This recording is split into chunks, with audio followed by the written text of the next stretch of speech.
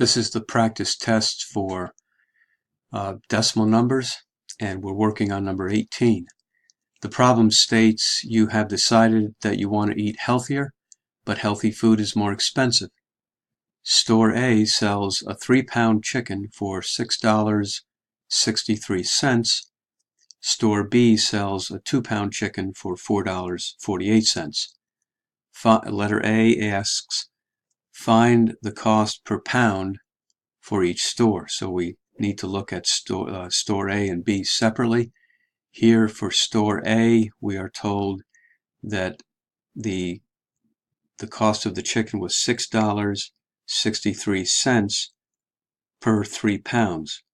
So we want to put the money on the top and the number of pounds on the bottom and divide. 6.63 divided by 3, we get $2.21 per pound.